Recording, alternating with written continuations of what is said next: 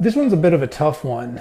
Last week, Apple did its series of announcements about its Mac platform, and there was some excitement. They came out with this new little toolbar that you can scan and use for incorporating emojis, and it got some buzz.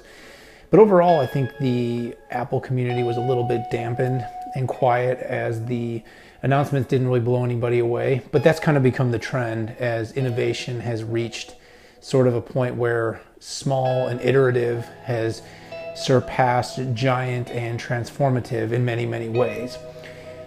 Also, Apple didn't announce a single thing about their desktop series. And overall, I think the announcement was a little bit of a sign of things to come.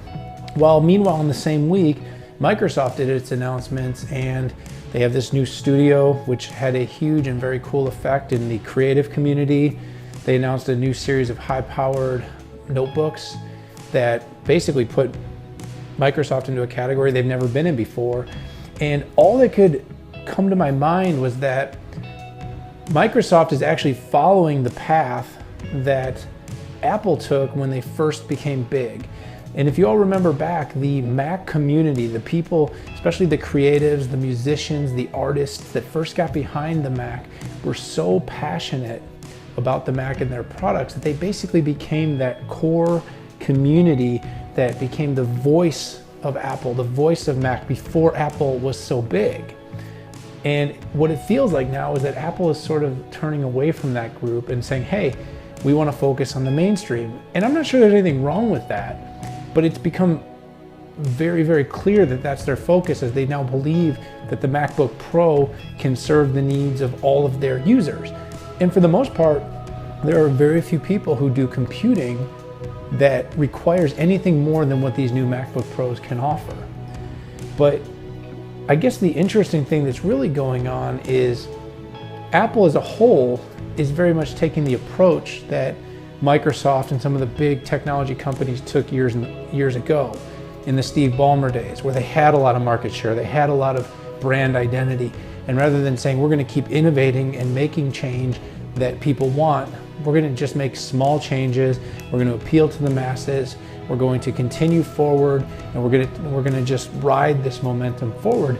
And this created another buzz in this past week about how vulnerable Apple may be. And I'm starting to believe it might be true, because the things that truly differentiated Apple, at least I believe, and what made me and my company choose to be an Apple first company was the fact that their products just worked better. And truth be told, I'm not so sure that's the case anymore.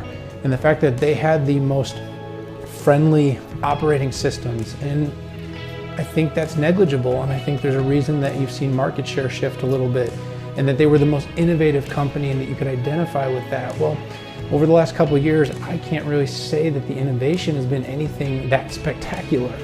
So as you see what Microsoft is doing and you see how Apple is playing and riding out their market, you really only have to ask, is Apple going in the right direction? And if you are a up-and-coming consumer, are you going to get behind the Apple bandwagon with companies like Google and HP and Microsoft being so much more visibly innovative and thinking about how to build those core communities around those specialty users who need more power, who need more flexibility, who are looking for greater visible change in the new products that they're buying? So I think it's really interesting. Like I said, today, Apple still is at the core of my ecosystem, but I'm seeing more and more indicators from the announcements that have come out of Cupertino and the announcements that are coming out of other technology companies, like what Microsoft announced last week, saying we are going to challenge you, Apple, with innovation. We are going to challenge you to win a community of creatives and of computing folks who need more power for the creative work that they're doing. And I think that what they're really doing that might be interesting is they're actually focused more on building community and more on building trust and more on building word of mouth in an age where social and digital has such a big impact and influence on what people buy. So I say kudos to those companies who are innovating, kudos to the companies who are taking risks and taking chances and developing new technologies and building their communities. And I say, Apple, it's time to pick up your game. You're not doing anything wrong. but I'm just not sure you're doing that much right.